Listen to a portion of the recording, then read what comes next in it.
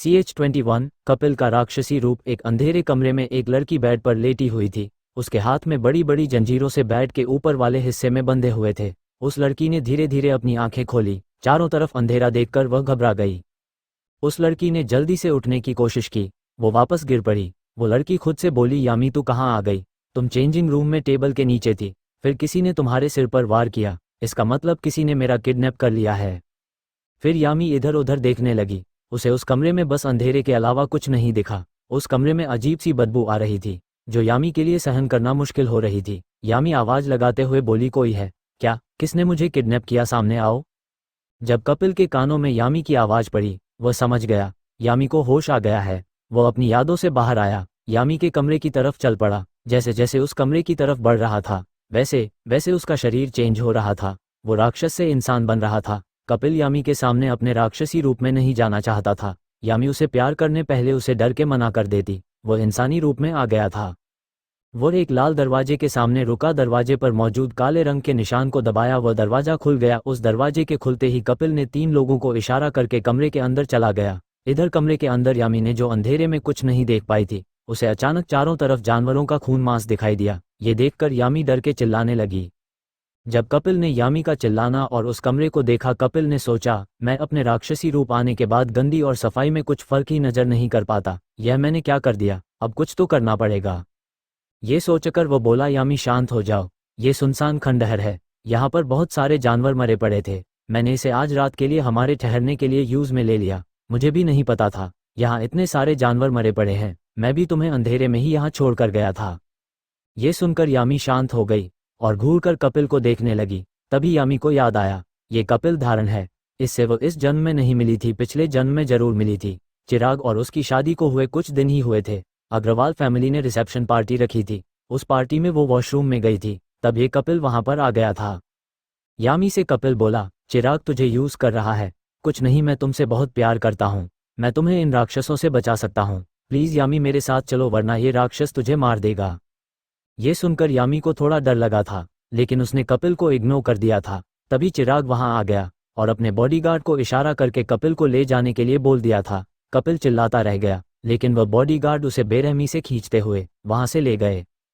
तब यामी को इस कपिल पर कोई दया नहीं आई थी, लेकिन आज उसे लग रहा था उस दिन कपिल सच कह रहा था। अपने बारे में पता नहीं, चिराग के बारे में सच बोल रहा था। वह कौन सा एक राक्षस से कम था। यामी कपिल को वहां देखकर बोली, तुमने मुझे किडनैप क्यों किया है, पहले ये बताओ। कपिल एक प्यारी सी स्माइल के साथ बोला, यामी मैं तुमसे सच में बहुत प्यार करता हूँ। वह नमित और चिराग बस तुमसे प्रॉपर्टी के लिए प्यार का दिखावा करते हैं। जब तुम उन लोगों को प्रॉपर्टी दे दोगी, वो लोग तुम्हें मार देंगे। ये सुनकर यामी हैरानी से उसे देखने लगी। कपिल ने पिछले जन्म में भी यही बातें बोली थी, लेकिन इस जन्म में इतना फर्क था। पिछली बार वह चिराग के बारे में बोल रहा था, अब वह दोनों के बारे में बोल रहा है। कपिल की पिछले जन्म की बात सच हो गई थी। ये सोचते ही यामी अचानक कांप गई। नमित पर शक हो रहा था, कहीं सच में नमित भी चिराग की तरह प्यार करने का नाटक कर रहा हो प्रॉपर्टी के लिए। क्या पता ये सब पुनर्जन्म, ये सब मेरा एक सपना हो। अमित ने नासा के साथ काम करना अभी से शुरू कर दिया हो और उसने कुछ ऐसी दवाई खिला दी हो जो उसके हिसाब से मैं सोचने लगी हूँ। क्या ऐसा हो सकता है? यहाँ मैं अचानक बुरी तरह डर गई। वह सोचने लगी, आज मेरे आसपास सच्चा कौन है? क्या मैं जो भी जिंदगी जी रही हूँ, जिन इंसानों के साथ रह रही हूँ, क्या वह एक वहम है? ये सच्चाई मुझे इतने दिनों से लग रहा था। मुझे कुछ भी समझ नहीं आ रहा है। लेकिन आज इस कपिल ने मुझे किडनैप करके अलग ही उलझन में डाल दिया है। भगवान, इनमें से कौन सही है, कौन झूठ है? मैं कैसे पता लगाऊं? क्या सच में नमित भी चिराग के जैसा ही है? क्या सच में मेरा कोई पुनर्जन्म नहीं हुआ? क्या सच में किसी मेडिसिन के वजह से मैं काल्पनिक दुनिया में जीने लगी हूँ? क्या हो रहा है? भगवान, मेरे साथ ऐसे पुनर्जन्म कैसे हो सकता है? मैंने तो आज तक ऐसी किसी भी बात के बारे में नहीं सुना, फिर यह पुनर्जन्म कैसे हो रहा है? मुझे कुछ समझ नहीं आ रहा। मैं किस पर विश्वास करूं, किस पर नहीं? कपिल की तरफ देखकर यामी बोली, मैं तुम पर कैसे विश्वास कर लूं? तुम सच बोल रहे हो। ये सुनकर कपिल के चेहरे पर एक शैतानी मुस्कुराहट आ जाती है, लेकिन वह अपनी मुस्कुराहट जल्दी से छुपा लेता है। फिर वह बोलता, यामी मैं सच बोल रहा हूँ। तुम्हारा भाई भी उसके साथ मिला हुआ है। मैंने उन दोनों की बातें सुनी थी। वो लोग बातें कर रहे थे, तुम्हारा भाई अनिल और नमित बातें कर रहे थे। कुछ भी करके उस चिराग से यामी को अलग करना होगा, वरना यामी को जल्द ही अपने जाल में फंसाकर प्रॉपर्टी हासिल कर लेगा। हम दोनों ऐसा नहीं होने दे सकते, क्योंकि वह प्रॉपर्टी हमारी है। अनिल नमित से बोला, तुमने मुझसे वादा किया था प्रॉपर्टी का 25% हिस्सा देने का अपना वादा भूल तो नहीं जाओगे। तब अनिल से नमित ने भी कहा, जब यामी चिराग से अलग हो जाएगी और मुझसे शादी कर लेगी तब मैं प्रॉपर्टी अपने नाम करके 25% तुम्हारे नाम कर दूंगा। और उनके इस प्लान में तुम्हारे मॉम डैड भी शामिल थे और उन दोनों ने तुम्हारे मॉम डैड को ऊपरी रूप से चिराग का साथ देने को कहा था।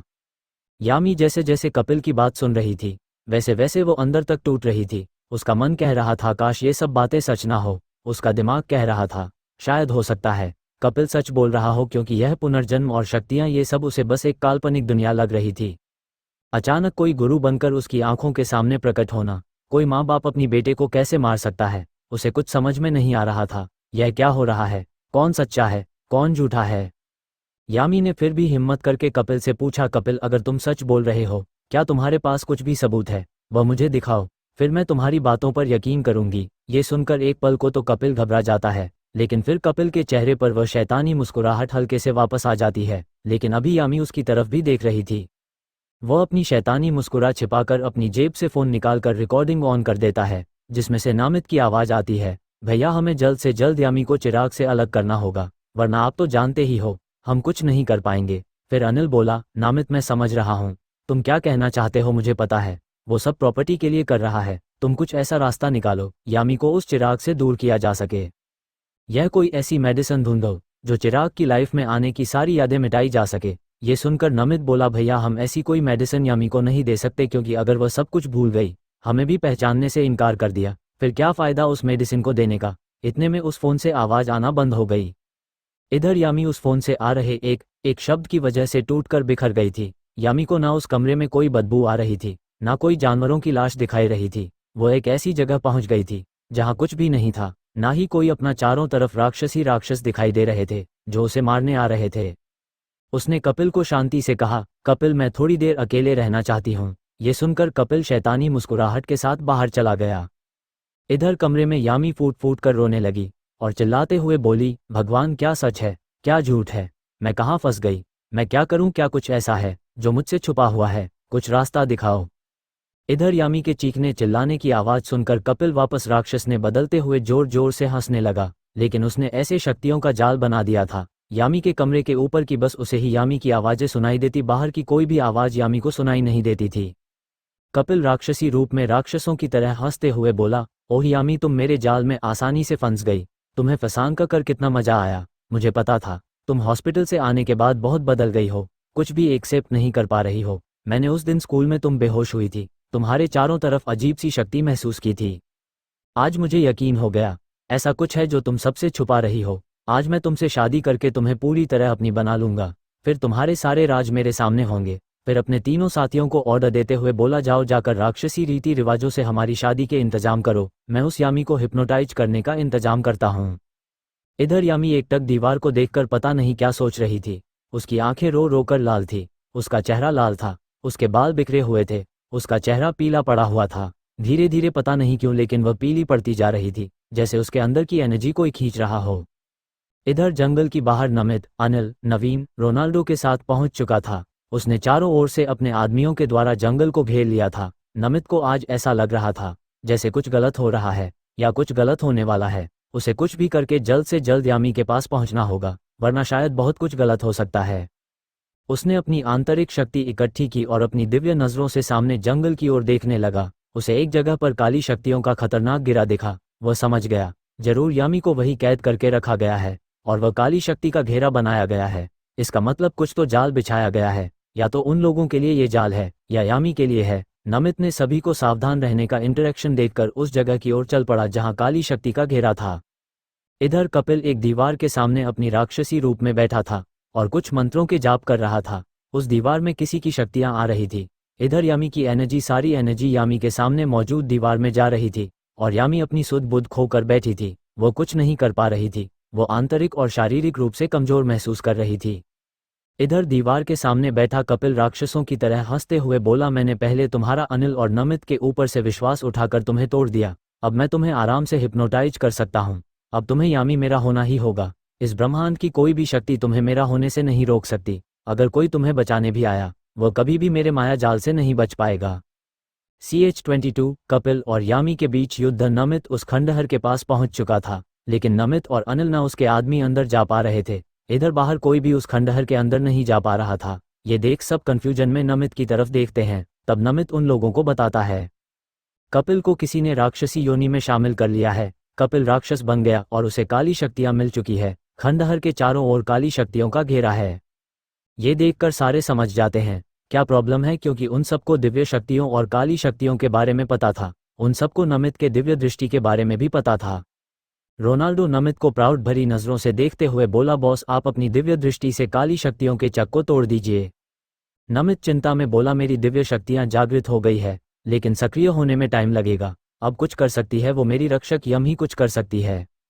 ये सुनकर अनिल और नवीन हैरान होकर नमित को देखने लगते हैं। उनकी हैरानी समझते हुए बोला, हाँ मैं सही बोल रहा हूँ, यामी मेरी रक्षक है और उसकी शक्तियां सक्रिय हो चुकी है।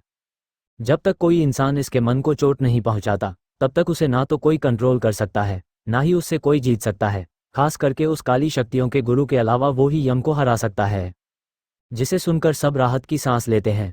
लेकिन नमित बोलता है, शायद मुझे लगता है यामी को इस कपिल ने कुछ ऐसे इमोशनल कर देने वाली बात बोल दिया जिससे वह टूट चुकी है। कपिल शायद यामी को हिप्नोटाइज करने की प्रोसेस शुरू कर चुका है। यामी ने काली शक्तियों के चक्र तोड़ देती है। यहाँ तक यामी को इस काली शक्तियों के चक्र के बारे में पता भी नहीं है। हमें जल्दी कुछ करना होगा वरना कुछ भी हो सकता है। कपिल यम को कंट्रोल करके उससे शादी करके अपनी शक्तियों में बढ़ोतरी कर सकता है, फिर वह उस काली शक्तियों के गुरु से भी ज़्यादा शक्तिशाली हो जाएगा। हमें कुछ भी करके शादी से पहले यामी को उसके इमोशनल ब्रेक से सही करना होगा, वरना वो उस कपिल के वश में हो जाएगी। सारे लोग उन काली शक्तियों के चक्र को तोड़ने के लिए लग जाते हैं। नमित ने अपने सारे आदमियों को योग शक्ति का अभ्यास करवाया था। उन्होंने पॉजिटिव एनर्जी इकट्ठे कर रखी थी। सब लोग अपनी पॉजिटिव एनर्जी से उस चक्र पर घात कर रहे थे। नमित भी अपनी दिव्य दृष्टि से उस चक्र पर घात कर रहा था, लेकिन कुछ भी फर्क नजर नहीं आ रहा था। खंडहर के अंदर कपिल यामी की पॉजिटिव एनर्जी काली शक्ति की दीवार के अंदर खींच रहा था। यामी बिल्कुल भी होश में नहीं थी, वह सुध बुध खोई बैठी थी। तभी उसकी आंखें धुंधली हो जाती हैं। वह वापस उसी सफ़ेद रूम में पहुंच जाती है। खुद को वहां पाकर यामी अपने होश में आती है।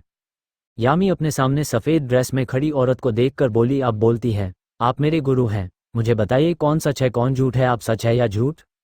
ये सुनकर गुरु राजश्री बोली, तुम्हें झूठ को सच में फर्क करना है, खुद पर विश्वास करो। अगर तुम सच में मुझे दिल से गुरु मानने लगी हो, मेरी बात ध्यान से सुनो। गुरु राजश्री जी की बात सुनकर यामी को लगा शायद भगवान उसे रास्ता दिखाना चाहते हैं। यामी ने सोचा एक बार इन पर भी विश्वास करके देख लेती हूँ, इतने धोखे मिले हैं, एक और धोखा सही। गुरु राजश्री जी यामी का मन पढ़ सकती थी। गुरु राजश्री बोली, देखो रक्षक यामी, तुम्हें खुद पर और सच्चे लोगों पर विश्वास करना सीखना होगा। तुम्हें ये सीखना होगा किस पर विश्वास करना है, किस पर नहीं, तभी तुम सही मायने में तुम उच्च रक्षक बन पाओगी। अगर तुम्हें सच और झूठ जानना है, अपने इमोशनल ब्रेक से बाहर आओ और जो मैंने तुम्हें मंत्र दिए हैं उस मंत्र में से एक मंत्र का जाप करो, सब कुछ तुम्हारे सामने साफ हो जाएगा। यामी वापस होश में आती है और मंत्रों का जाप करना शुरू कर देती है। यामी का जाप, ओम जपा कुसुम संकाश काश्यपेयम मेहध्येतम तमोरिम सर्वपापग्न प्रणतोस्मि दिवाक्रम, ओम ह्री हनुमते रामदूताय लंका विध्वंसनाय अंजनी गर्भ संभूताय शाकिनी डाकिनी डाकिनी विध्वंसनाय किलिकिली बुबुकारेण विभीषणाय हनुमदेवाय ओम ह्री श्रीं हो हा फट स्वाहा। यामी ने जब मंत्रों का जाप शुरू किया वह पूरा खंडहर का कांपने लगा जैसे भूकंप आया हो। इसी तरह धीरे धीरे वो खंडहर का कांपने के साथ साथ गिरने भी लगा, जिसे देखकर कपिल जो उस काली शक्तियों से दीवार में यानी कि पॉजिटिव एनर्जी खींच रहा था, अचानक उसे ऐसा लगा जैसे उसकी काली शक्तियां कमजोर हो रही है और खंडहर के चारों ओर बनाया गया काली शक्तियों का चक्र भी कमजोर हो रहा है। जिसे महसूस करते ही अचानक कपिल घबरा गया। कपिल ने यामी के रूम की तरफ ध्यान लगाया। उसे पता चला कि यामी उसकी नेगेटिव एनर्जी को खत्म करने के लिए मंत्रों का जाप कर रही है। ये देखकर कपिल को गुस्सा आ गया और कपिल उस रूम का दरवाजा तोड़कर यामी को रोकने के लिए यामी की तरफ चला गया। परंतु यामी के मंत्रों की शक्ति के कारण वह यामी तक नहीं पहुंच पा रहा था। कपिल जैसे जैसे यामी के पास जाने की कोशिश कर रहा था वैसे ही उसकी काली शक्तियां कमजोर पड़ रही थी। कपिल को अब यामी से डर लगने लगा था। कपिल ने सोचा यामी अपने इमोशनल ब्रेक से बाहर कैसे निकली, किसकी हिम्मत हुई यामी को इमोशनली स्ट्रांग बनाने की। फिर भी उसने अपनी सारी काली शक्तियों को इकट्ठा कर यामी पर हमला करने की कोशिश की। लेकिन तभी कपिल के काली शक्तियों का चक्र कमजोर पड़ गया, जिससे बाहर मौजूद नमित और अनिल के आदमियों की पॉजिटिव एनर्जी ने उस चक्र को तोड़ दिया और सभी अंदर आ गए। जिसे देखते ही कपिल और ज्यादा घबरा गया, क्योंकि उसे अपने चारों ओर बस पॉजिटिव एनर्जी ही महसूस हो रही थी, जिसके कारण कपिल और उसके आदमियों की काली शक्तियां कमजोर पड़ रही थी। फिर भी वो लोग अपनी सारी काली शक्तियां इकट्ठा करके उन लोगों से युद्ध करने लगे। यामी के मंत्र उच्चारण करने के कारण और नमित अनिल के आदमियों की पॉजिटिव एनर्जी के कारण वह कमजोर पड़ रहे थे। इसके बाद यामी ने अपनी आंखें खोल सामने देखा कपिल और उसके 3 आदमी राक्षसी रूप में खड़े हैं, जिन्हें देखते ही यामी के सामने सब कुछ साफ हो गया। इसीलिए उसने खुद में गिल्टी फील करने की जगह उनसे युद्ध करना शुरू कर दिया। यामी को युद्ध में उतरते देख नमित ने सबको इशारा करके रुक जाने को कहा और यामी के चारों ओर पॉजिटिव एनर्जी का घेरा बनाने का ऑर्डर दे दिया। कपिल अपने सामने मौजूद पॉजिटिव एनर्जी के साथ खड़े लोगों को देखकर जोर जोर से हंसने लगा। उसकी राक्षसी हंसी ऐसी थी, अगर कोई आम इंसान होता तो वह वहीं बेहोश हो जाता। फिर कपिल अपनी खतरनाक नज़रों से यामी को घूरते हुए बोला, तुम अपनी पॉजिटिव एनर्जी और इन छोटे मोटे लोगों के साथ तुम्हें क्या लगता है तुम मेरी काली शक्तियों को हरा सकती हो? हाँ, तुम अपनी पॉजिटिव एनर्जी के साथ मुझे हरा सकती थी, लेकिन वो तब था जब मेरे साथ मेरी गुरु माँ नहीं थी। मेरी गुरु माँ ने मुझे ऐसी शक्तियाँ दी है जिससे अगर तुम्हारा गुरु भी मेरे सामने आ जाए उसे भी मैं आराम से हरा सकता हूँ। ये बोलकर वह दोबारा अपनी राक्षसी हंसी हंसने लगा। फिर से कपिल अपनी खतरनाक आवाज में बोला, ज्यादा ही घमंड है ना अपनी शक्तियों पर? फिर तुम मेरे इस खतरनाक शक्ति के वार को झेल कर दिखाओ। कपिल अपनी काली शक्ति के मंत्र का जाप करना शुरू कर देता है। कपिल का मंत्र ओम क्री क्री क्री हूँ हूँ ह्री ह्री दक्षिणे कालिके क्री क्री हूँ हूँ ह्री ह्री स्वाहा तारांकन। कपिल मंत्र जाप करने के बाद अपने हाथों में लाल चमकती हुई शक्ति का गोला इकट्ठा करके यामी की तरफ फेंक देता है। यामी भी वापस से दूसरा मंत्र का जाप करने लगती है। यामी का मंत्र अश ओम नमो भगवते रुद्राय नमः कोशेश्वस्य नमो ज्योतिपंतगाय नमो रुद्राय नमः सिद्धि स्वाहा शश।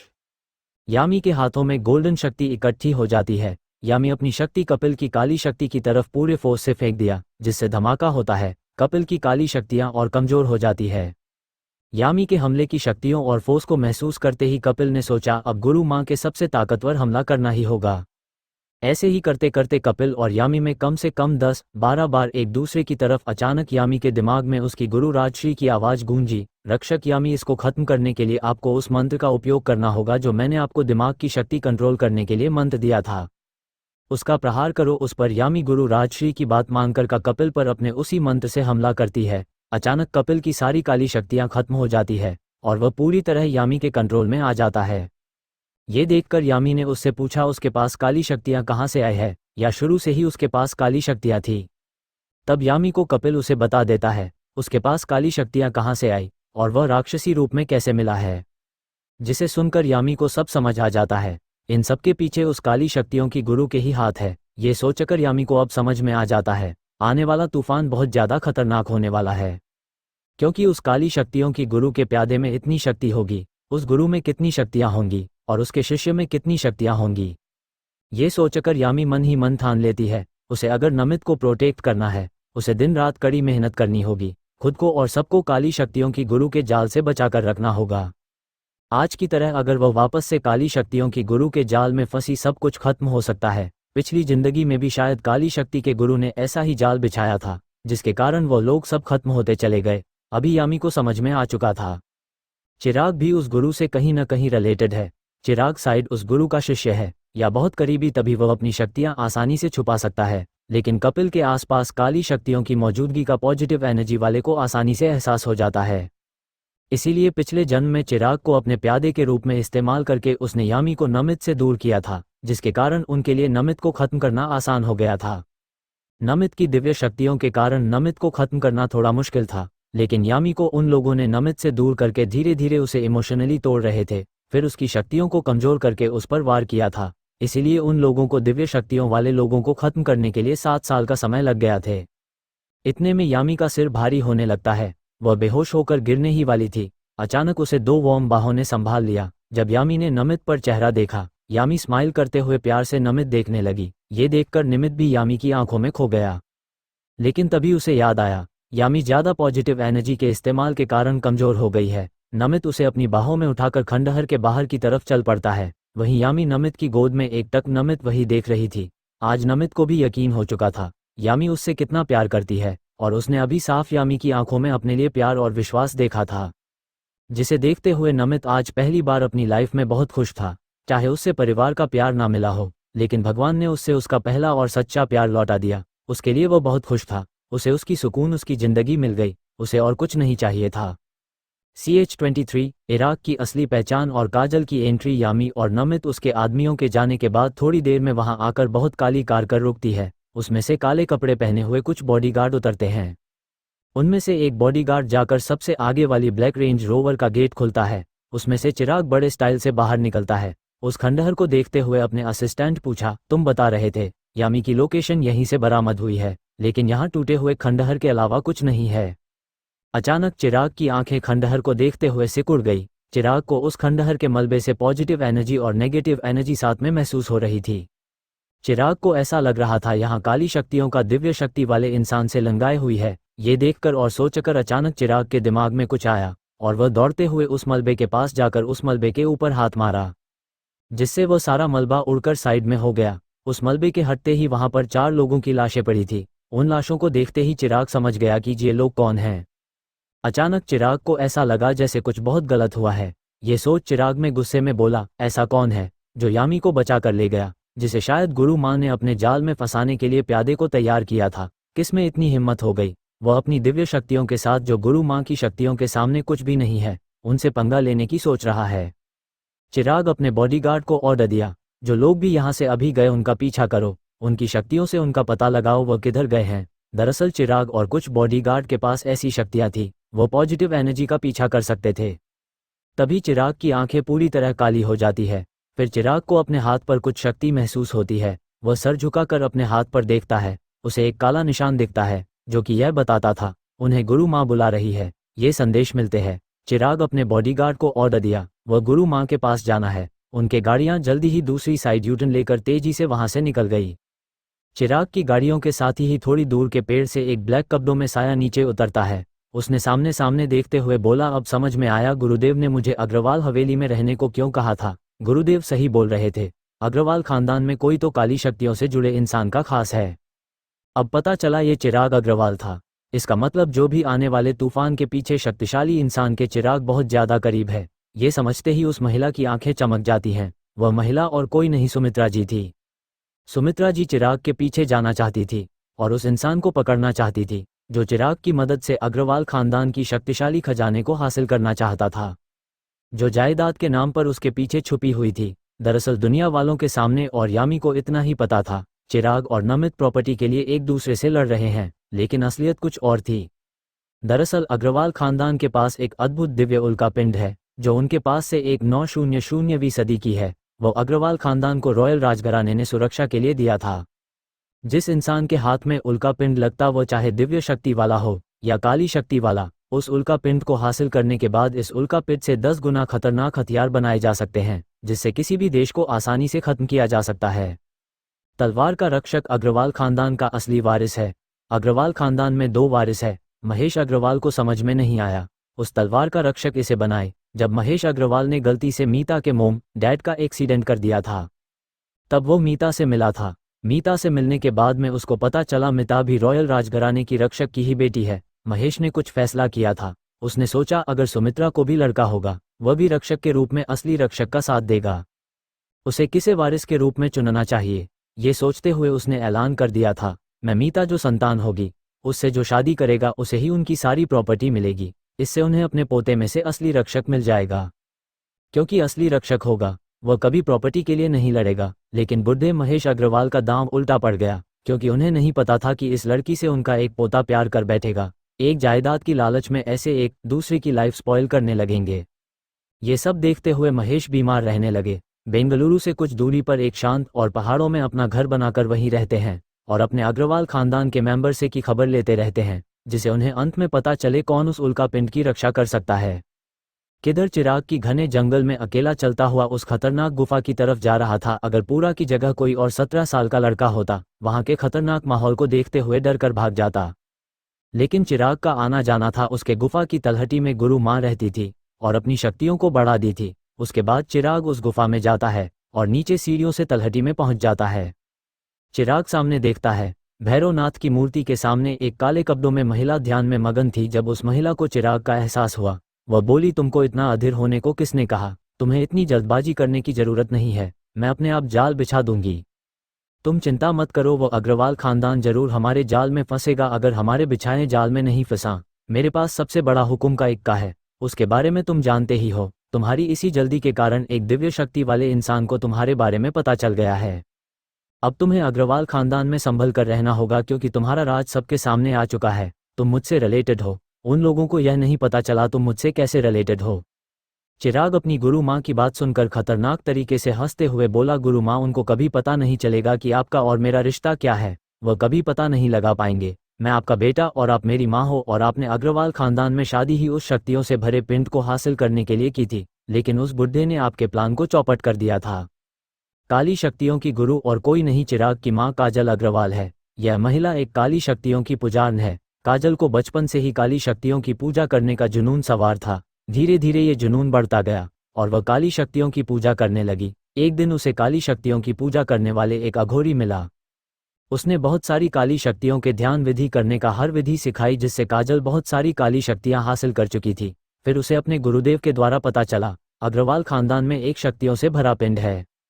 वक्त आने पर काजल को अग्रवाल खानदान की उस शक्तियों से भरे पिंड की रक्षा करने में मदद करनी है। जब काजल ने अपने गुरुदेव से पूछा उस शक्तियों से भरे पिंड का क्या महत्व है, उसके गुरुदेव ने बताया, पिंड से कोई भी अपनी शक्तियां बढ़ा सकता है। उस पिंड से खतरनाक हथियार बनाए जा सकते हैं। जिसे सुनकर काजल की मन में लालच आ गया। उसने पूछा, क्यों ना गुरुदेव हम उस पिंड को हासिल करके हमारी शक्तियां बढ़ा ले। ये सुनकर काजल के गुरुदेव को गुस्सा आ गया और उन्हें पता चल गया काजल कभी भी अपनी शक्तियों को सही रास्ते पर इस्तेमाल नहीं करेगी। काजल अपनी शक्तियों का कभी भी लोगों की भलाई के लिए इस्तेमाल नहीं करेगी। काजल एक राक्षसी प्रवृत्ति की महिला है। जब अघोरी बाबा को पता चला उनकी शक्तियों का गलत इस्तेमाल करेगी, उन्होंने काजल को वही खत्म करने की सोची, लेकिन काजल अपने गुरुदेव के इरादों को पहचानते ही अपने झटके में उन्हें धोखे से मार दिया था। काजल की गुरुदेव ने उसे मरते वक्त कहा था, दिव्य शक्ति वाला लड़का ही तुम्हारी मौत का कारण बनेगा। इधर नमित यामी को अपने अपार्टमेंट पर ले आया था। उसे बेड पर लिटाकर नीलम आंटी को साफ करने और उसे साफ कपड़े पहनाने का बोलकर लिविंग रूम में चला आया। यामी अब तक कमजोरी के कारण बेहोश हो चुकी थी। पहले उसे इमोशनल ब्रेकडाउन हुआ। कपिल ने भी उसकी पॉजिटिव एनर्जी को उस काली शक्तियों से भरी दीवार में खींच लिया था, इसलिए उसे कमजोरी हुई थी और अचानक उसे शक्तियों से हमला कर कपिल से लड़ना पड़ा। इसीलिए यामी पूरी तरह कमजोर हो चुकी थी।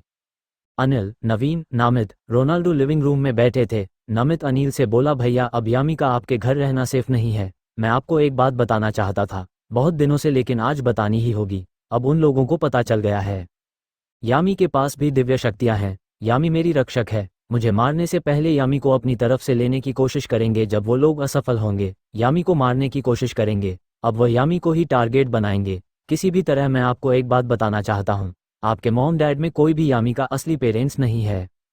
आपके सौतेले पिता ने यामी को उसके माँ बाप से चुरा लिया था। मीता आंटी जिंदा थी, लेकिन उनकी बेटी मर चुकी थी। ये बात मीता आंटी को पता थी। वो सबको बताना चाहती थी, लेकिन मुकुल अंकल ने मीता आंटी को भी मार दिया था। ऐसे ही नमित अनिल को सारी बातें बता देता है जो उसने किरण और मुकुल से सुनी थी, और नमित अनिल को बताता है वह यामी के असली पेरेंट्स को ढूंढ रहा है। नमित की बात पूरी होते ही अनिल शांति से कहता है, मुझे पता है डैड यामी के असली डैड नहीं है। ये सुनकर नमित और बाकी सब हैरानी से अनिल को देखने लगते हैं। अनिल बोलता है, हम लोगों की यामी की जिंदगी में आना ही यामी को प्रोटेक्ट करना है। नमित, नवीन और रोनाल्डो हैरानी से अनिल को देखने लगते हैं। अनिल एक प्यारी सी स्माइल उन लोगों को देखता है। नमित जल्द ही हैरानी से बाहर आता है और अनिल से पूछा, हम लोगों से आपका किन किन लोगों से मतलब है। नमित की बात सुनकर अनिल बोला, तुम्हें थोड़ी देर में पता चल जाएगा असली दुश्मन कौन है और हमारे साथी कौन है। इसीलिए थोड़ा वेट करो, और मैं यामी को तुम्हारे पास ही छोड़कर जा रहा हूँ। मॉम डैड को मैं संभाल लूंगा। आज रात में 1 बजे हम सब लोग इसी अपार्टमेंट में मिलेंगे। आज रात को पता चल जाएगा हमारे असली साथी कौन है और असली दुश्मन कौन है। हमारे एक साथी ने हमारे दुश्मन से रिलेटेड एक इंसान का पता लगा लिया है। मैं आप लोगों को इन्फॉर्म करता हूँ। आज रात सभी तैयार रहना अपने अपने मिशन के लिए। जब हम सब लोग इकट्ठा होंगे तो हम एक दूसरे को अलग अलग मिशन देंगे। मिशन बहुत ज़्यादा खतरनाक होने वाला है। हमारी जान को बहुत ज़्यादा खतरा है। जो भी इस मिशन में शामिल नहीं होना चाहता है, इस अपार्टमेंट पर नहीं आए। नवीन और रोनाल्डो, मैं आप दोनों से बोल रहा हूँ। रोनाल्डो और नवीन ने दृढ़ निश्चयता से जवाब दिया, हम लोग इस मिशन पर जाने के लिए तैयार हैं। उसके बाद सब लोग वहां से चले जाते हैं। नमित और यामी अपार्टमेंट में अकेले बचते हैं। नमित यामी के पास जाता है, उसके सर को सहलाते हुए बोलता है, चाहे तुम मेरी रक्षक हो या ना हो, लेकिन मैं तुमसे वादा करता हूँ, तुम मेरी रक्षा ना करो या ना करो, लेकिन मैं तुम्हें हमेशा प्रोटेक्ट करूंगा। तुम्हें कभी मैं कुछ भी नहीं होने दूंगा, चाहे मुझे अपनी जान ही क्यों ना देनी पड़े, और अपना कर्तव्य भी निभाऊंगा और तुम्हें भी प्रोटेक्ट करूंगा। ये बोलकर यामी के फोरहेड पर किस कर लेता है, खुद जाकर सोफे पर बैठ जाता है और यामी को एकटक निहारने लगता है। यामी को देखते देखते नमित को कब नींद आ जाती है पता ही नहीं चलता। थोड़ी देर बाद जब यामी को होश आता है, वह अपने आप को अनजान जगह पर देखकर घबरा जाती है। फिर अचानक उसकी नज़र नमित की फोटो पर जाती है। यामी समझ जाती है वह नमित के रूम में है। ये देखकर उसके फेस पर प्यारी स्माइल आ जाती है। तभी यामी की नज़र नमित पर जाती है। सोफे पर बैठा बैठा सो रहा था। इस वक्त नमित अट्रैक्टिव, क्यूट, मासूम लग रहा था। यामी का मन कर रहा था उसे इसी तरह पूरी जिंदगी देखती रहे। यामी उठकर बैठ जाती है और एकटक नमित को निहारने लगती है। CH24 यामी का नॉटी मूड। यामी को जब होश आया, अपने आप को अनजान जगह पर देखकर एक पल को घबरा गई, लेकिन जब ध्यान से रूम को देखा, उसे पता चला यह नमित का रूम है। इसका मतलब यामी निराला सोसाइटी में नामित के फ्लैट पर थी। ये याद करते हैं यामी अपने नज़र इधर उधर दौड़ा कर रूम ध्यान से देखने लगी। यामी नमित के फ्लैट पर बहुत बार आ चुकी थी, लेकिन वो कभी नमित के मास्टर बेडरूम में नहीं आई थी। मास्टर बेडरूम में एक दीवार पर नमित और यामी की बहुत सारी फोटो लगी थी। अनिल, महेश अग्रवाल, हर्षवर्धन अग्रवाल के साथ भी नामित की बहुत सारी तस्वीरें लगी थी। एक साइड की वॉल आधी से ज़्यादा फोटो से कवर थी। उस वॉल पर करीब 10-12 फोटो लगी थी। नमित की एक बड़ी सी फोटो थी जिसमें नामित चेयर पर बैठकर कुछ सोच रहा था। उस टाइम की एक बड़ी सी फोटो लगी थी। उसके चारों और बाकी सारे फोटोज लगी थी, जो एक डिज़ाइन के रूप में उस वॉल को बहुत ज़्यादा सुंदर बना रही थी। मास्टर बेडरूम की एक साइड 3 दरवाजे थे। राइट साइड वाला बालकनी का, बीच वाला क्लोजेट रूम का, लेफ्ट साइड वाला बाथरूम का दरवाजा था। रूम का डेकोरेशन ब्लू और वाइट था। 2-3 ऑयल पेंटिंग लगी थी। रूम में वाइट और ब्लू कलर खिड़कियों पर पर्दे लगे थे। रूम के बीच में किंग साइज बेड पर पिलो और चादर वाइट और ब्लू कलर के थे। यामी रूम को देख ही रही थी। अचानक यामी की नज़र ब्लू करके सोफे और कॉफ़ी टेबल पर पैर रखकर सो रहे नमित पर गई। इस वक्त नमित एक मासूम सा बच्चा लग रहा था, जो अपने सपनों में अपनी मनपसंद दुनिया में रहकर बहुत खुश था। नमित का छोटा सा क्यूट सा चेहरा इस वक्त और ज़्यादा क्यूट और मासूम लग रहा था। इस वक्त नमित के बाल माथे पर बिखरे हुए थे। सोफे पर सही से ना होने की वजह से नमित का हल्का सा मुंह खुला हुआ था। उसके मुंह से हल्की हल्की लाल निकल रही थी, जो नमित की गर्दन और सोफे पर गिर रही थी। नमित का चेहरा अनकंफर्टेबली सोने की वजह से हल्का लाल था। नमित बार बार कसमसा कर इधर उधर बच्चे की तरह करवटें बदल रहा था। नमित को देखकर इस वक्त ऐसा लग रहा था सही से ना सोने की वजह से जल्दी उठने वाला है। ये देखकर यामी जल्दी से खड़ी हुई और अपना फ़ोन ढूंढने लगी। यामी को जब उसका फ़ोन मिल गया, यामी ने अपने फ़ोन में नमित की कुछ फ़ोटो खींचने लगी। मोबाइल की फ्लैश की आवाज़ से नमित की नींद खुल गई। नमित ने सामने देखा यामी उसकी फ़ोटोज़ ले रही थी। उससे एक शरारत सूझी। नमित के फेस पर स्माइल आ गई। नमित की स्माइल करते हुए फ़ोटो भी क्लिक हो गई। फिर यामी दोबारा से फ़ोटो लेने लगी। नमित इस बार अलग अलग पोज देने लगा, कभी जीभ निकालता, कभी मुंह बनाकर, कभी कुछ करके तो कभी कुछ अलग अलग पोज देने लगा। यामी को याद ही नहीं रहा नमित अभी सो रहा था। यामी भूल चुकी थी वह नमित की सोते हुए फ़ोटो खींच रही है। लगातार फ़ोटो खींच रही थी। नमित ने इस बार अपना कोई खोज नहीं दिया। यामी बोली, नम दूसरा कोई पोज दो। नमित बोला, अच्छा तुम ही बता दो कौन सा पोज देना है। ये सुनकर अचानक यामी ने हैरानी से नमित की तरफ देखा। उसे याद आया कितनी देर से नमित उसे अलग अलग पोज दे रहा था। वह फ़ोटो खींच रही थी। अब उसे शर्मिंदगी से इधर उधर देखने लगी। नमित बोला, यम तुम किसी की चोरी छिपे फ़ोटो लेती हो, ऐसी बिना किसी की मर्जी के तुम्हें फ़ोटो लेते हुए डर नहीं लगा? अगला बंदा अगर तुम्हारे ऊपर केस कर दे, तुम्हें कितना बड़ा जुर्माना देना पड़ सकता है। नमित की जुर्माने वाली बात सुनकर यामी को गुस्सा आ गया। यामी नमित को करारा जवाब देते हुए बोली, तुम्हें थोड़ी सी शर्म नहीं आती? मुंह खोलकर सोते हुए तुम्हारी लार टपक रही थी। तुम कितने गंदे लग रहे थे। मैं तो तुम्हारी फ़ोटो इसलिए ली हुई थी सबको दिखा सकूं तुम कितनी गंदी तरह सोते हो। यामी की सुनकर नमित को शर्मिंदगी महसूस हुई। नमित के कान लाल हो गए। उसने जल्दी से अपनी होंठों के पास से चेहरा साफ किया। नमित को अपना चेहरा साफ करते देखकर यामी जोर जोर से खिलखिलाकर हंस पड़ी। यामी हंसती हुई बोली, बड़ा आया मुझ पर फ़ोटो लेने के लिए केस करने वाला और जुर्माना लेने वाला। तुम्हें मुझ पर केस करने से पहले इन फ़ोटो को सबूत के तौर पर सबको दिखाना होगा। क्या तुम दिखा सकते हो? कैसे तुम्हारे मुंह से लार टपक रही है? ये बोलकर वो वापस जोर जोर से हंसने लगी। यामी की बात सुनकर नमित यामी के फ़ोन को छीनने की कोशिश करते हुए बोला, यम ये गलत है, तुम ऐसा नहीं कर सकती हो। मैंने तुम्हारे साथ ऐसा कभी नहीं किया। मैं तुम्हारा बेस्ट फ्रेंड हो ना। प्लीज़ यार मैं ये फ़ोटो डिलीट कर दो। लेकिन यामी ने उसकी एक नहीं सुनी और दौड़कर बेड पर चढ़ गई। यामी बोली, नम के बच्चे तुम बड़ा मुझ पर केस करने वाले थे, अब करके दिखाओ। मैं भी यह फ़ोटो तभी डिलीट करूंगी जब तुम मुझ पर इन फ़ोटो के लिए केस करोगे, मुझसे जुर्माना लोगे। ये सुनकर नमित का चेहरा ही उतर जाता है। फिर भी वो कोशिश करते हुए यामी के पीछे बेड पर चढ़ गया। नमित बोला, यम मेरे बच्चे, मुझे गलती हो गई, मैंने तुम्हें धमकी देने की कोशिश की, आइंदा कभी भी तुम्हें नहीं चिढ़ाऊंगा, बस वो फोटो डिलीट कर दो प्लीज़ ना यम, तुम मेरे लिए इतना नहीं कर सकती। यामी दूसरी तरफ से उतरकर रूम में भागने लगी।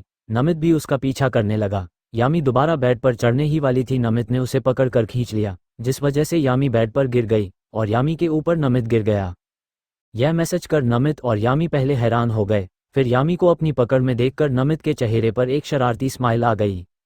नमित अपने चेहरे पर शरारती मुस्कान लिए बोला, अब बोलो, क्या बोल रही थी? यम की बच्ची, तुम अब बोल कर दिखाओ, तुम मुझे जुर्माना देना चाहती हो, ठीक है, अब मैं जुर्माना लेकर ही इस फ़ोन में मौजूद फ़ोटो को डिलीट करूंगा। अब बोलो यम, तुम किस तरह मुझे जुर्माना देना चाहती हो? जब से यामी बेड पर गिरी थी तब से यामी हैरानी से आंखें बड़ी किए हुए नमित को देख रही थी। उसने नमित का ये रूप आज पहली बार देखा था। नमित सीरियस रहता था या फिर खामोश रहता था, उसने उम्मीद नहीं की थी कभी नमित मजाक भी करेगा। बचपन में भी हमेशा सीरियस या खामोश रहता था। यामी नमित की आंखों में अपने लिए प्यार देख सकती थी। यामी भी बेशर्मी से बोली, तुम किस तरह जुर्माना लेना था तो वैसे देने के लिए तैयार हूँ। तुम पैसों से जुर्माना ले लोगे या किसी और तरीके से? और अपने होठों पर शरारती मुस्कान लिए अपनी एक आंख दबा देती है, जिससे नमित हड़बड़ाकर बेड पर दूसरी साइड लेट जाता है। नमित एक टक सीलिंग को देखते हुए सोच रहा था, मैंने तो सोचा था इस तरह यम को छेड़ने से यह शर्मा जाएगी और मैं अपना फ़ोन मुझे दे देगी, लेकिन यह मेरी बेशर्म यम है, यह इतनी आसानी से कैसे शर्मा सकती है? उल्टा यह मुझे ना शर्माने पर मजबूर कर दे। इधर यामी बेड पर टेढ़ा लेटकर सिर के नीचे अपना एक हाथ रखकर एकटक नमित के चेहरे को देख रही थी। वह नमित के शर्म से लाल कान भी देख सकती थी। ये देखकर यामी मन में बोली, हाय कितना क्यूट लग रहा है ये शर्माते हुए। मैंने अभी कुछ कहा भी नहीं, बस मैंने तो थोड़ी सी शरारत की थी, इतना शर्मा रहा है। फिर इस तरह शादी के बाद शर्मा आएगा, फिर शादी के बाद मुझे अपनी रोमांस की गाड़ी चलानी पड़ेगी। इससे कुछ नहीं होने वाला, ये तो शर्म के मारे मुझे जिंदगी भर मेरे पास नहीं आएगा। फिर से यामी शरारत से बोली, क्या हुआ मेरे शर्मीले नम, तुम जुर्माना लेने वाले थे ना? ये सुनकर नमित ने मुंह फेर लिया और बेड से उतरकर जाने ही वाला था। इतने में यामी ने नमित का हाथ झटके से पकड़कर बेड पर खींच लिया, जिसे नमित संभल नहीं पाया और बेड पर गिर गया। उसी फुर्ती से यामी नमित के पेट पर आकर बैठ गई। बोली, अब तो मैं तुम्हें जुर्माना दिए बिना जाने नहीं दूंगी। पहले मुझे सेड्यूस करते हो, मुझसे बचकर भाग जाना चाहते हो, मैं ऐसा कभी नहीं होने दूंगी। फिर तुम की यह सुनकर नमित को मन कर रहा था वहां से भाग गए। नमित को अब पछतावा हो रहा था, उसने इस जंगली शेरनी को क्यों छोड़ दिया, लेकिन वह कुछ नहीं कर सकता था क्योंकि उसे पता है यामी भी उतनी ही स्ट्रांग है जितना वो, कोई चांस ही नहीं है यामी से बचकर भाग सके। नमित ने सोचा, है भगवान अब क्या करूं, मैं शादी के पहले ये सब नहीं करना चाहता और अभी यामी एडल्ट भी नहीं हुई है। अनिल भैया को पता चला तो मुझे ही डांट पड़ेगी कि तुमने यामी को पहले छोड़ क्यों। नमित मन ही मन प्रार्थना करने लगा और बोला, काश अनिल भैया आप कहीं से आकर मुझे बचा पाते। हे भगवान, आप ही मुझे इस जंगली शेरनी से मुझे बचाओ, वरना पता नहीं आज ये कौन सी लिमिट क्रॉस कर जाएगी। नमित अपनी सोच में ही था, उसे अपने चेहरे पर यामी की गर्म सांसें महसूस होती है। वह झटके से अपनी आंखें खोलकर देखता है, यामी का चेहरा उसके बहुत पास था, उनके होठों में बस 1 इंच का ही अंतर था। नमित यामी को अपने इतने पास देकर घबरा गया और डर के मारे पसीने पसीने हो गया। अब यामी पक्का ही उसे किस करने वाली है, ये सोचकर उसकी पीठ से ठंडे पसीने की एक लहर ही उतर गई। उसे डर था कहीं वह यामी के टच से वो अपना कंट्रोल ना खो दे। यामी नवनीत की आंखों में प्यार से देखती हुई यामी अपने होठों पर शरारती स्माइल लिए बोली, यह लो तुम्हारा जुर्माना, लेकिन फोटोज डिलीट नहीं करूंगी। ये बोलकर वह नमित को किस करने ही वाली थी, अचानक अपार्टमेंट की डोर बेल बजती है। अपार्टमेंट की डोर बेल सुनते ही नमित को ऐसा लगा कोई उसका सेवियर आ गया है। ये सोचकर यामी को पकड़कर थोड़ा ऊपर की तरफ धक्का देते हुए बोला, यम क्या कर रही हो, हटो देखने दो, पता नहीं दरवाजे के बाहर कौन है। तुम ये क्या कर रही हो, मुझे देखने दो दरवाजे पर कौन है। यामी भी बोली, प्लीज नम, जुर्माना ने के बाद चले जाना, अभी मेरा मूड रोमांस करने का हुआ है, पता नहीं कौन है जो मेरे अरमानों की बैंड बजाने आ गया। नमित मन ही मन बोला, कुछ सोच नमित, इसे कैसे बचा जाए। कुछ सोच के नमित बोला, नीलम आंटी आने वाली थी खाना बनाने, शायद नीलम आंटी आ गई है। अगर हमने जल्दी दरवाजा नहीं खोला वह हमारे बारे में क्या सोचेंगे। नमित जानता था यामी उसके और अनिल के सामने बेशर्म हो सकती है, लेकिन दूसरों के सामने हमेशा शर्मीली लड़की की तरह ही रहती है। कुछ सोचकर यामी ने नमित को छोड़ दिया और बोली, आइंदा मुझे सेड्यूस करने से पहले सोच समझ कर रहना, वरना चाहे नीलम आंटी हो या तुम्हारे और मेरे मॉम डैड, फिर मैं तुम्हें छोड़ने वाली नहीं हूँ, अगली बार ध्यान में रखना। ये बोलकर यामी वॉशरूम में चली जाती है। इधर नमित राहत की सांस लेते हुए बोला, बच गया। जंगली शेरनी से अपने कपड़े सही करते हुए बेड से उतरकर नमित खुद से बोला, ऐसी धमकियां लड़के देते हैं और लड़कियां शर्मा आती है, लेकिन मेरे केस में उल्टा ही हो रहा है। मुझे अपनी गर्लफ्रेंड ही बच रहना पड़ेगा, यह मुझे धमकियां दे रही है। हे भगवान, शादी के बाद मेरा क्या होगा। लोग तो कहावत में कहते हैं खुद की पैर पर कुल्हाड़ी मारना, लेकिन मैंने सच में इस जंगली शेरनी से प्यार करके अपना पैर ही कुल्हाड़ी पर मार दिया। ये सोचकर नमित अपार्टमेंट का दरवाजा खोलने चला जाता है। अपार्टमेंट के दरवाजे पर खड़े इंसान को देखते ही नमित उसके गले लगकर छोटे बच्चों की तरह रोते हुए शिकायत करने लगता है। CH25 शिकायत। नमित जब अपने अपार्टमेंट का दरवाजा खोलता है, अपने सामने अनिल को खड़ा देखता है। उसे देखते ही नमित छोटे बच्चे की तरह कूदकर अनिल हक करते हुए बोला, भैया अच्छा हुआ आप आ गए, मुझे बचा लिया, और छोटे बच्चे की तरह रोने लगा। अनिल हंसते हुए बोला, क्या हुआ, छोटी ने तुम्हारी इज्जत लूट ली क्या। ये सुनकर नमित रोनी सूरत बनाकर बच्चे की तरह अपने होठों को गोल करके अनिल को ऐसे देखने लगा जैसे वो सच बोल रहा हो। ये देखकर अनिल को हंसी आ गई। वो जोरों से हंसने लगा। औले मेरी क्यूटी की इज्जत लूटने वाली थी। नमित के गाल को खींचने लगा। ये देखकर नमित ने अनिल के हाथों को झटक दिया। नमित रोनी सूरत बनाकर अनिल को देखते हुए बोला, आप मुझ पर हंस रहे हो, अपनी बहन की हरकतों को नहीं सुधार सकते, उसे यह नहीं समझा सकते क्या वह एक लड़की है, ना कि लड़का मुझे लड़कों की तरह धमकी देती है। दोबारा मुझे सेड्यूस मत करना वरना आगे के जिम्मेदार तुम खुद होगे। आप बताओ भैया, ऐसी दुनिया में कौन सी लड़की है जो बेशर्म की तरह लड़कों को इस तरह की धमकी देती है। अभी नमित अनिल से शिकायत ही कर रहा था, इनमें नमित के पीछे से एक सॉफ्ट मगर ठंडी आवाज आए। यामी बोली, मेरी हरकतों को कौन सुधारना चाहता है, और जिसे दिक्कत हो रही है, मेरे इस तरह बेशर्म होने से कौन कह रहा है मैं बेशर्म हूँ। अभी किसने कहा मैंने किसी की इज्जत लूट ली, मुझे ठीक से सुनाई नहीं दिया, एक बार दोबारा रिपीट करोगे। ये सुनकर नमित और अनिल की तो हालत खराब हो गई। वो दोनों ही जानते थी जब यामी अपने डेविल रूप में आएगी उनका क्या हाल करेगी। दोनों कांपते हुए यामी की तरफ मुड़े, बस अपनी आंखें बड़ी बड़ी किए हुए टुकुर टुकुर यामी को देखने लगे। जब यामी ने उन दोनों को देखा, सॉफ्ट मगर ठंडी आवाज में बोली, तुम दोनों मुझे ऐसे ही टुकुर टुकुर देखते रहोगे या दोबारा बोलोगे। अभी बोल रहे थे। ये सुनकर अनिल नकली हंसी हंसते हुए यामी के पास आकर बोला, नहीं ऐसा हमने कुछ नहीं सुना। कौन बोल रहे हो, कोई भी नहीं है। नमित तो वहीं खड़ा टुकुर टुकुर अभी भी यामी को देखते हुए सोच रहा था, क्या जो उसने इज्जत बचाई थी उस पर दोबारा खतरा आने वाला है। ये सोचते हुए उसके मन में अजीब सा डर सा महसूस होने लगा। वो यामी से नजरें हटाकर इधर उधर किसी छोटे बच्चे की तरह दिखने लगा। जैसे कोई छोटा बच्चा अगर गलती कर दे और उसे डांट पिंगने वाली हो, वो अपनी मॉम डैड की तरफ ना देखो इधर उधर देखता है। इस वक्त नमित ऐसे ही इधर उधर देख रहा था। इस वक्त नमित बहुत ही क्यूट, मासूम, भोला भाला बच्चा लग रहा था, जैसे उसे इस दुनिया की बुराइयों की समझी ना हो। ये देखते हुए यामी को हंसी और प्यार दोनों आ रहे थे, तो उसने अपने इमोशन शो नहीं होने दिए। फिर यामी बोली, तुम दोनों की यह सजा है। आधे घंटे के अंदर मुझे यह अपार्टमेंट एकदम साफ सुथरा चकाचक मिलना चाहिए। मुझे कहीं भी गंदगी मिली तुम दोनों की खैर नहीं, फिर मैं ऐसी पनिशमेंट डिसाइड करूं तुम लोग कभी जिंदगी में सोच भी नहीं सकते। यामी की बात पूरी होने से पहले ही नमित जल्दी से सफाई का सामान लेने चला गया। इधर अनिल ने नमित को इस तरह भागते हुए देख मन में बोला, यह नमित भी ना मुझे फंसाकर चला गया, इतने देर बड़े भैया बचा लिया, बच्चे की तरह शिकायत कर रहा था, अभी याद नहीं आए अपने बड़े भैया डेविल के चक्कर में फंसाकर अकेला ही भाग गया। वैसे हम दोनों को सफाई करने के लिए बोला है, मैं भी जा सकता हूँ, ये सोचती हूँ। अनिल भी हवा की तरह वहां से गायब हो गया। ये देखकर यामी की हंसी फूट पड़ी, लेकिन उसने अपना मुंह पर हाथ रखकर हंसी रोकी और धीमे धीमे हंसने लगी। अचानक यामी सीरियस होकर कुछ सोचा और फिर मन में बोली, नमित कुछ ऐसा हुआ है जो तुम सबसे छुपा रहे हो, कुछ तो ऐसा है जिससे तुम मेरे करीब नहीं आ रहे हो ना, मुझे तुम्हारे करीब आने दे रहे हो। जब मैं तुम्हें किस करने वाली थी, मैंने तुम्हारी बॉडी को कांपता और ठंडा पसीना दोनों ही महसूस किया था। मैंने तुम्हें अनिल भैया के आने से नहीं छोड़ा था। मैं आज तुम्हें किस करना चाहती थी, लेकिन तुम्हारी बॉडी का कांपना और ठंडा पसीना महसूस करते ही मैं समझ रही थी कुछ ऐसा जो तुम्हारी बुरी याद से जुड़ा है। अभी इन सब के लिए तैयार नहीं हो, इसीलिए मैंने तुम्हें जाने दिया था। जब मैंने तुम्हें अनिल भैया से शिकायत करते हुए देखा, जब इज्जत लूटने वाली बात भैया ने कही थी, मैंने तुम्हारी आंखों में सच्चा दर्द देखा था, जैसे तुम्हारे साथ सच में ऐसा कुछ हुआ हो, किसी को नहीं पता हो। ये सोच अचानक यामी गंभीर हो गई और बोली, अगर ऐसा हुआ है, मैं उस इंसान को नहीं छोड़ने वाली जिसने तुम्हारे साथ ऐसा करने की हिम्मत की है। इधर नमित सफाई करते हुए सोच रहा था, यम मैं तुम्हें नहीं बता सकता, लेकिन उस दिन तुमने मुझे सिनेमाघर में किस किया था, उसी दिन से मुझे रात को एक बुरा सपना आता है जिसमें कई सारी औरतें मेरे साथ जबरदस्ती कर रही है और मैं कुछ नहीं कर पा रहा हूँ। एक औरत बहुत ही खतरनाक तरीके से हंसते हुए मेरा मजाक बना रही है। मैं उस औरत से भीख मांग रहा हूँ। मुझे पता नहीं क्यों वो औरतें भी नॉर्मल नहीं लग रही थी, औरतें भी बहुत खतरनाक बदसूरत दिख रही थी। वो औरतें भी किसी राक्षस से कम नहीं लग रही थी। उन लोग मुझे बुरी तरह नोच रही थी। मेरी पूरी बॉडी से ब्लड निकलने लगा। औरतों को देखकर ऐसा लग रहा था वह बस हवास की भूखी है, मेरे जैसे 1000 आदमियों को नोच सकती है। अचानक मैं उस सपने में बेहोश हो गया।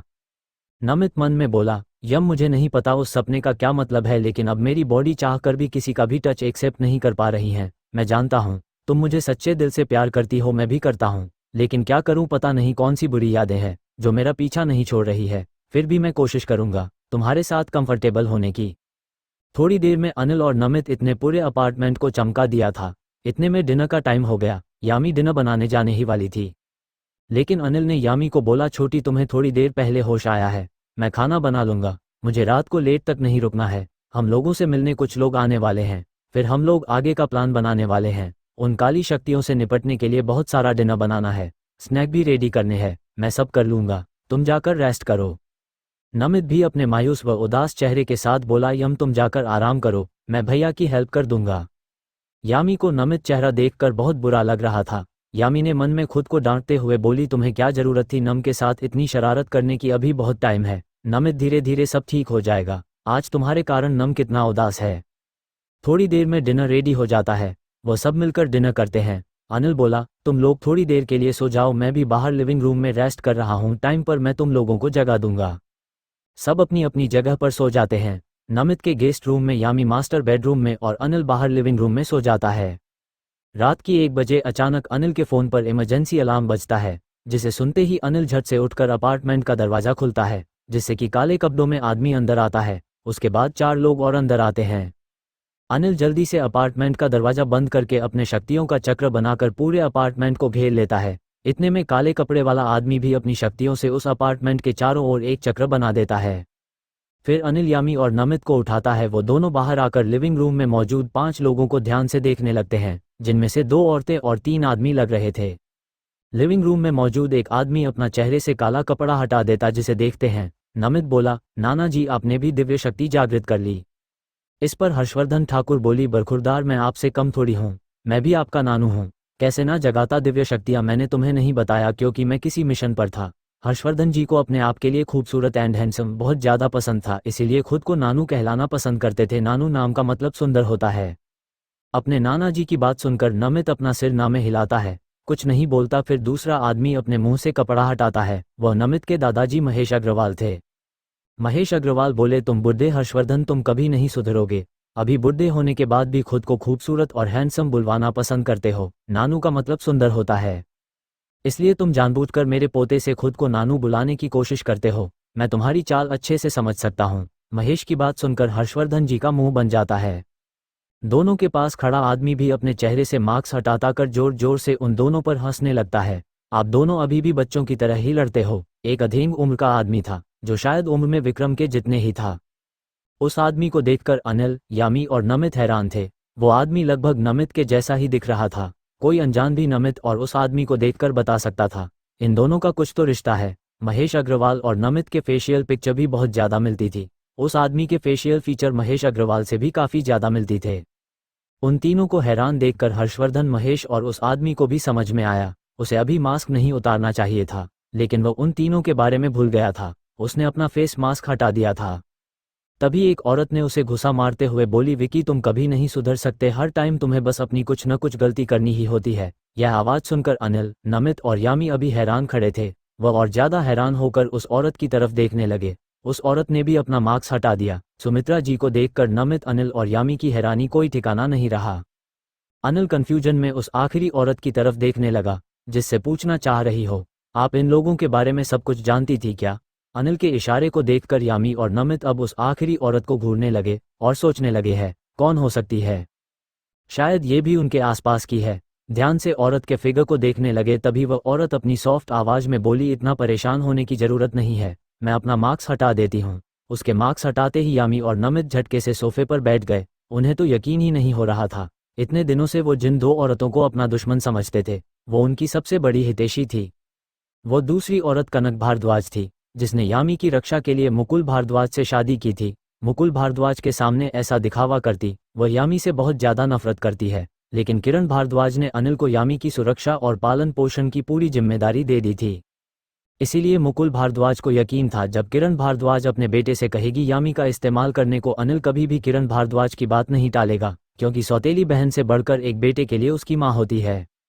किरण भारद्वाज मुकुल भारद्वाज के साथ उसकी पत्नी बनकर सारी चीज़ों के बारे में इन्वेस्टिगेशन करने लगी। यामी कौन है, वह कहाँ से आई है, और मुकुल ने किस तरह यामी को अपने घर में लेकर आया है, क्योंकि महेश अग्रवाल को और हर्षवर्धन ठाकुर को 10 साल बाद ही शक हो गया था यामी मुकुल और मीता की बेटी नहीं है।